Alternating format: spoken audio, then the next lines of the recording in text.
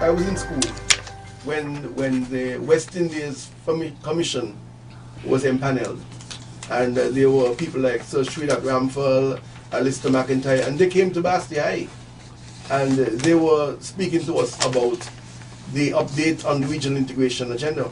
And they went around from country to country asking people, what do you want? What do you need to see? What's the future of the Caribbean? And people said, look, we want to be able to move freely. We want to be able to establish a business. We want to be able to convert our currency. There are too many different currencies. Interestingly, when there was World Cup cricket, the US dollar was the currency used in the Caribbean. Just imagine that, you know? So they asked people, what do you want?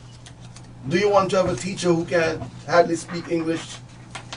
Or do you want somebody who is from the region who already speaks English language? You know, I mean, and so the CSME didn't fall out of the air. It did not just appear like that. It was a bottom-up approach where they asked the people of the Caribbean, what do you want? And people said they want to be able to establish a business, move from Trinidad, open a business, and not be penalized. They wanted to be treated as nationals. So that's why the principle of national treatment is one of the fundamental tenets of the regional, of the CSME.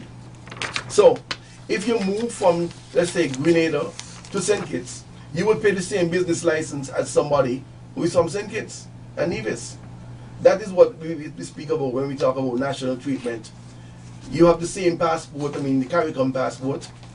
There are differences in terms of nationality, but they wanted the freedom of movement, so you have 6 months when you move. When we go to the US, they give you 6 months.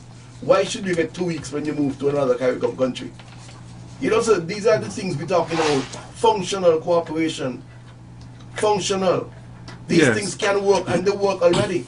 So that's what when we're talking about CARICOM not working, we look at these matters. People move all the time. People get married, they go to university. Do you want the husband to stay one country and the wife move to another country? It's expected that they will move together. So if a Trinidadian moves to St. Kitts and Nevis, should he be treated differently to his wife, who is from here? These are practical things we're talking about, which the CSME tries to promote. And they already work.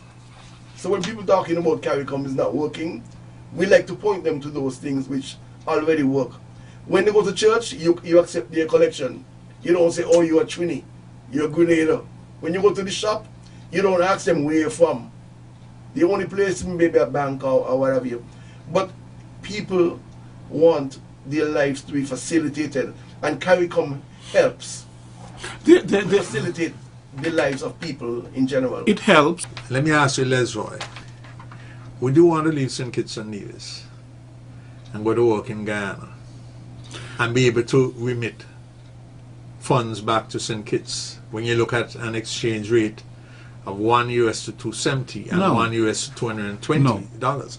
And what has happened really that I've seen in terms of this whole matter of CARICOM, that it seems that the LDCs have become MDCs.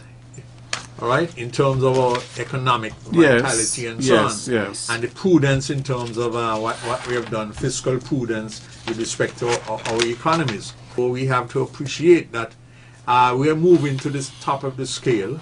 There are a lot of opportunities. I listened to the Prime Minister last night, and he indicated in terms of capital projects that we have the largest expenditure or budget for capital expenditure for this particular fiscal year 2021.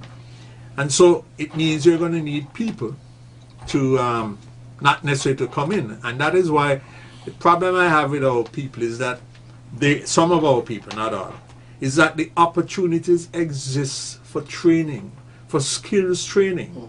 Why should, if you want plumbers, we have to look outside of St. Kitts and Nevis for a plumber or an electrician? Because you have the free movement of professionals and people with skills. And so we, I think, are falling short. And as I said, maybe it's a matter of not selling in terms of to our nationals what is available and why they need to be trained in these areas. Because obviously, if you don't have the skills that you require, then the good thing is that you're not going outside the region. Because years ago you'd have to go to England or the United States or somewhere else. And so it's a matter of information, it's a matter of speaking to people on a regular basis so they understand. And one of the things we have discussed just recently is that I think we want to do a program on a regular basis here on ZIZ to deal with matters pertaining to CARICOM, OECS, and the RIDU. And especially in terms of people understanding why, in terms of training, and persons here can easily be trained. And based on our education system, we certainly can expand that. You run classes afternoon, evening. You can have the school period which goes to 4, and then you have another session which has a separate principal. Maybe some of the staff who work then can work. And so you talk about STEP, so that we have, part of it is that if you're on STEP, we want to give you a skill, and not just a skill for landscaping, but a skill area that can assist you in terms of the development which is happening in St. Kitts and Nevis. The technology is important. Yeah. It's not just measuring. I mean, I can measure, and so therefore without using a tape the technology measure, is important. And even in teaching now, when you're doing teacher right, training and so on, technology is an important part, of the training. That's right. That you have to be able to use the technology and so on. We learned that from what we had to do virtually over the past year.